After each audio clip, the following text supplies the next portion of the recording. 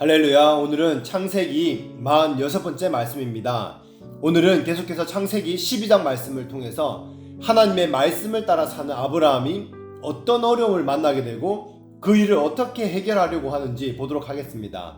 말씀을 통해서 하나님이 우리에게 말씀하시고자 하는 그 훈련에 대한 그런 부분들을 발견하시기를 예수 이름으로 축복합니다. 창세기 12장 10절입니다. 그 땅에 기근이 있으므로 아브라함이 애굽에 우거하려 하여 그리로 내려갔으니 이는 그 땅에 기근이 심하였습니다. 아멘. 첫 번째로 아브라함은 어떤 어려움을 만나게 됩니까? 애굽에 기근이 심했다고 말씀합니다. 우리는 자연 환경이 우연인 것으로 생각합니다. 그러나 하나님은 자연 환경을 통해서도 우리를 훈련하십니다. 예수님의 탕자 비유에서도 둘째 아들이 기근 가운데 돌아오게 하듯이 자연 환경을 조성하시는 분은 하나님밖에 없습니다. 사람이 인위적으로 할 수 있는 것이 아니고 하나님만이 하실 수 있는 영역입니다. 홍해를 가르시고 사막에 물을 내시는 분도 하나님이십니다. 아브라함에게 주어진 자연 환경, 즉 기근이라는 흉년도 하나님이 주신 것입니다. 또한 하나님은 우리 주위에 있는 것을 다 쓰시지만 주로 우리의 육신을 훈련시키십니다. 우리 옛사람의 육신을 훈련시키기 때문에 육신에 관한 부분을 훈련을 많이 하십니다. 어떻게 보면 굉장히 치사한 것 같지만 먹고 사는 문제를 가지고 하나님은 훈련하신다는 것입니다. 그런데 절대 치사한 것이 아니고 굉장히 거룩한 방법인 것입니다.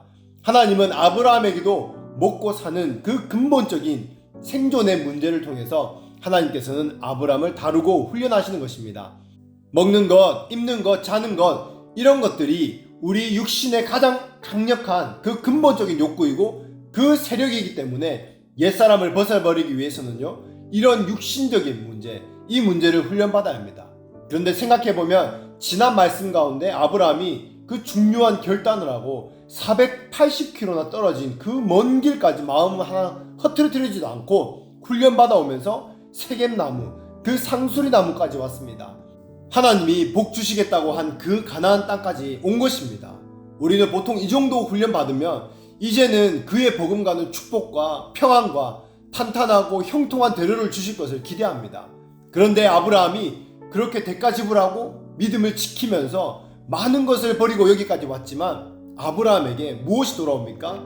바로 기근이었습니다. 와, 해도 너무한 거 아닌가? 우리는 그렇게 하나님을 생각할 수 있습니다.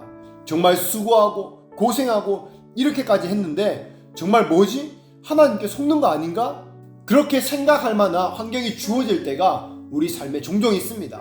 그것도 견딜 만한 기근이 아니라 하나님이 주시는 훈련이기 때문에 그 상식을 넘어서 엄청난 힘든 그 고난을 주시는 것입니다.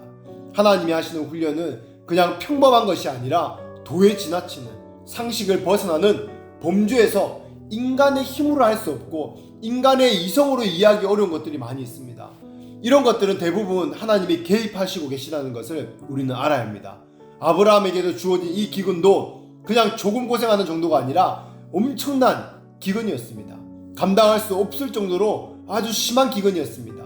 10절 말씀에는 기근이 심했다라고 말씀하고 있습니다. 이런 경우 대부분 하나님이 개입하시는 경우다라고 생각하시면 됩니다.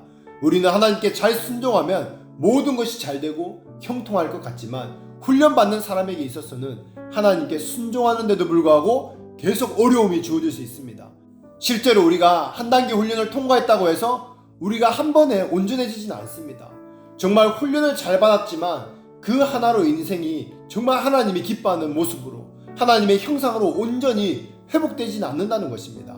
학교를 생각하면 이해가 쉽습니다. 초등학교 이 단계를 훈련이 끝나면 거기는 이제 너는 됐다, 그만해라, 이제 졸업해라, 이 과정이 아니라 이제는 중학생 과정에서 다른 차원의 다른 훈련을 받게 된다는 것입니다. 한 단계 끝나면 평안이 오는 것이 아니라 그 다음 중학교 그리고 더 어려운 과정이 주어진다는 것입니다. 믿음의 분량대로 그 수준에 맞게 훈련을 주시되 감당치 못할 훈련은 또 주시지 않습니다.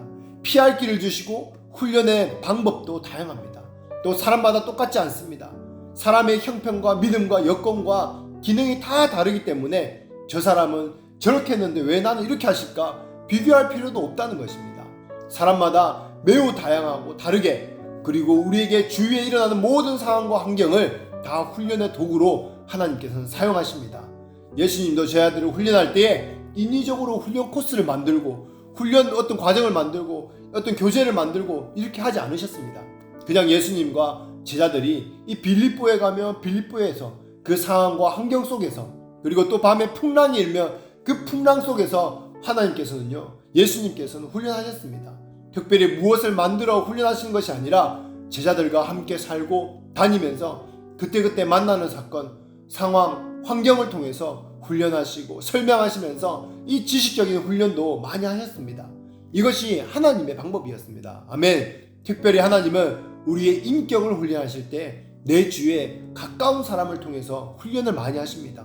가족이 될 수도 있고, 교회를 통해서 가까운 동력자가 될 수도 있고, 또 직장에서 매일 보는 그 직장 선후배들이 될 수도 있고, 멀리 떨어져 있는 관계없는 사람이 아니라 깊은 관계 가운데 있는 그런 사람을 쓰는 경우가 많다는 것입니다. 철이 철을 날카롭게 한다, 성경에서 말씀합니다. 사람의 인격은 사람을 통해서 날카롭게 하십니다. 하나님은 이렇게 우리 주변의 상황과 환경을 통해서 또 주변 가운데 인격적인 사람을 통해서 우리를 훈련시키십니다. 그래서 과거에 훈련받지 않는 믿음이 약한 사람은 별로 어려움이 없습니다. 오히려 신앙이 약할 때는 더 형통하게 지내는 것 같습니다. 그러나 오히려 내가 하나님 앞에 정신 차리고 신앙생활을 바로 하겠다, 훈련받겠다 결단하면 옛날보다 더 어려움이 그렇게 많아지는 경우를 우리가 종종 보기도 합니다. 하나님이 그 사람을 훈련 가운데 두시기 때문입니다. 우리 아이들을 보면 유치원 다닐 때는 아이들은 맨날 놀고 편하고 좋아합니다. 그러다가 아이들이 초등학교에 들어가면 어떻게 합니까? 갑자기 정해진 틀과 숙제와 시험 때문에 아이들이 학교 다니는 것을 싫어합니다. 갑자기 그 훈련의 대상으로 살기 시작하면요, 그렇지 않은 때보다 타이트하고 힘든 것이요 사실입니다. 중요한 것은 에베소서 4장에서 우리는 하나님이 우리 인간을 훈련하시는 목적이 하나님의 형상을 닮아가는 것이라고 배웠습니다. 그러기 위해서 하나님은 우리의 육체를 훈련하시는 것입니다. 죄가 우리의 육체를 타고 옛사람이 가득 형성되어 있기 때문에 육체에 속하는 혼적인 것과 죄악을 빼내기 위해서 먼저 육체를 훈련시키고 우리가 하나님을 닮아가도록 하는 것입니다. 그렇다면 어떻게 육체를 훈련시키겠습니까? 고난과 어려움을 통해서 훈련할 수 있습니다. 우리 육체는 말을 잘 안 듣습니다. 사실 말로 잘 안 됩니다. 그래서 옛날 어른들 말씀에 한 번씩 이렇게 말씀합니다. 꼭 맞아야 정신을 차린다, 그렇게 말씀할 때가 있습니다. 우리가 육체를 가지고 있기 때문에 어떻게 할 수가 없습니다. 미련한 것 같지만 모든 죄인은 다 똑같습니다.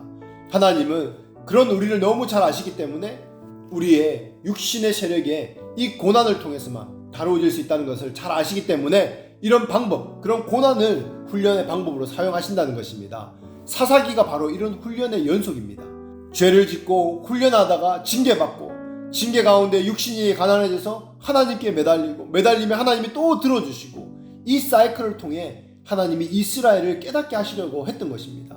그래서 훈련을 통해서 육체 가운데 있는 죄의 세력을 제거하려는 것입니다. 이 죄의 세력은 육체의 고난을 통해서 제거됩니다. 베드로전서 4장 1절에서 2절 말씀입니다. 그리스도께서 이미 육체의 고난을 받으셨으니 너희도 같은 마음으로 갑옷을 삼으라.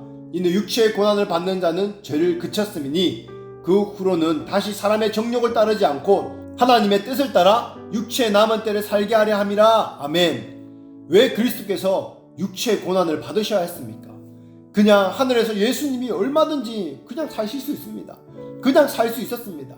이 땅에 오셔서 고통받으시고 예수님도 하기 힘들어 하셨던 십자가, 그 육체의 고난을 받으신 것은 바로 육체의 고난을 받는 자가 그 죄를 그치기 때문이었습니다. 예수님께서는 하나님이셨고 하나님의 아들이셨지만 그럼에도 불구하고 이 죄를 그치는 방법으로 육체의 고난받는 그 방법을 택하셨습니다. 그리고 예수님도 그것이 너무 힘들어서 이 잔이 지나갈 수 있으면 지나가게 해달라고 하나님 아버지께 요청하셨습니다. 예수님도 원치 않았지만 아버지께서 정하셨기 때문에 순종하는 마음으로 끝까지 그 길을 걸어가신 것입니다. 마찬가지입니다. 우리가 왜 훈련을 싫어합니까? 훈련 안 받을 수 있으면 안 받고, 훈련의 이 잔을 지나갈 수 있으면 지나가게 해달라고 누구나 다 원합니다. 죄 있는 육체는 그런 고난을 싫어합니다. 그런데 죄를 그치는 방법은 육체의 고난밖에 없습니다. 2절 말씀에 그 후로는 다시 사람의 정욕을 쫓지 않고 오직 하나님의 뜻을 쫓아 육체의 남은 때를 살게 하려 함이라. 아멘. 육체의 고난을 잘 감당한 이 훈련을 감당한 사람만이 하나님의 뜻을 좇아서 살 수 있다는 것입니다. 육신이 살아있으면 육신에게 지게 됩니다. 성경에는요, 육신대로 살면 반드시 죽는다, 영으로 육신의 행실을 죽여야 살아난다 라고 말씀하고 있습니다. 그래서 십자가의 고난 없는 신앙은 신앙이 될 수가 없습니다. 죄의 노예가 되어버립니다. 십자가 없이 신앙생활을 하는 사람은 다 종교의식이고 외식입니다. 사단이 특별히 거짓의 영이 가장 강하게 역사하는 것이요, 바로 종교의 영입니다. 사람을 속이고 외식하면서 이중적인 종교생활을 왜 합니까? 고난받기 싫은 것입니다. 육체의 고난을 피하려고 그 종교를 택하는 것입니다. 반면에 내가 하나님을 위해서 진실되게 살고자 하는데도 불구하고 고난이 많다, 그것은 하나님의 선한 뜻이 있다는 것입니다. 베드로전서 2장 19절에서 20절 말씀입니다. 애매히 고난을 받아도 하나님을 생각함으로 슬픔을 참으면 이는 아름다우나 죄가 있어 매를 맞고 참으면 무슨 칭찬이 있으리요. 오직 선을 행함으로 고난을 받으면 이는 하나님 앞에 아름다우니라. 아멘. 고난이 두 가지가 있다고 말씀합니다. 무익한 고난은 자기 죄로 인해서 마땅히 받아야 될 고난입니다. 하나님 앞에 칭찬이 없는 고난이라고 말씀하고 있습니다. 이것은요, 무익한 것입니다. 그러나 다른 고난, 아주 값진 고난을 말씀합니다. 하나님 앞에 아름다운 고난은 무슨 고난이라고 말씀합니까? 여기서 애매한 고난이라고 말씀하고 있습니다. 애매한 고난이라는 것은 억울한 고난이라는 것인데, 왜 억울합니까? 선하게 살고자 하는데도 고난을 받는 것입니다. 하나님의 뜻에 잘 순종하는데도 억울하게 고난을 받는다는 것입니다. 여러분, 이게 잘못된 것이 아닙니다. 하나님이 바로 허락하신 것입니다. 이런 고난을 감당하는 자는 하나님 앞에 아름다운 것입니다. 주님이 예비하신 상급이 크다라고 말씀합니다. 그래서 그런 고난을 받을 때는 우리가 기뻐하고 즐거워하라, 마태복음 5장에서 예수님이 말씀하시는 것입니다. 그래서 상급을 받을 이 성숙한 신앙이 되려면 억울한 고난을 감당할 수 있는 인격이 먼저 되어야 합니다. 그런데 그 인격이 되기 전에는 하나님이 상급을 주시려고 하는데 뭔가 조금만 억울하고 불편한 일을 주며 피하고 반항하고 욕하고 불편해하고 원망하다가 그 상을 스스로 다 엎어버리는 것입니다. 이런 사람은 정말 어리석은 사람입니다. 하나님의 뜻을 모르는 것입니다. 하나님 앞에서 이 준비되어 성숙한 신앙으로 예비하신 그 상급을 다 받아 누리는 여러분 되시기를 축복합니다. 아멘. 말씀을 맺겠습니다. 오늘 하나님께서 우리에게 말씀하시는 것이 무엇입니까? 하나님께서 우리를 향한 형상을 그 닮은 존재로, 또 주님의 뜻을 감당하는 그런 사람으로 교회로 세워가기 위해서 우리에게 훈련의 시간을 주신다고 말씀하십니다. 지금 나는 어떤 훈련의 시간 가운데, 그 과정 가운데 있습니까? 스스로 돌아보시기 바랍니다. 우리 육신의 것들을 제거하시고 예비된 상급을 더 주시려고 우리에게 훈련을 통과하게 하시기 원하시는데, 우리의 생각으로 이해되지 않는다고 내 능력 받기라고 처음부터 훈련의 시간을 피하고 있지는 않습니까? 아니면 주어진 훈련 속에서 억울해하고 반항하고 거부하고 있지는 않습니까? 우리는 이제 어린아이의 모습을 벗어버려야 합니다. 초등학교를 잘 통과하면 중학교, 고등학교에서 또 배우고 졸업하고 또 어른이 되어서 스스로 삶을 살아가게 세워가는 것처럼, 지금 우리의 삶에 주어진 훈련 과정을 통해서 그것을 또 통과하면서 우리 안에 주어진 그 육신의 죄를 제거하고 주님이 주신 유업, 그 부르심 가운데 넉넉히 감당하는 장성한 아들로 서기를 축복합니다. 그리고 주님이 가장 그것을 원하시는 것입니다. 이제는 육신의 편안함, 잠깐의 기쁨과 즐거움이 아닌 하나님이 기뻐하시는 아름다운 고난을 통과하며 주님의 기쁨이 되고 주님의 예비된 상급을 받아 누리는 여러분이 되시기를 예수 이름으로 축복합니다. 아멘.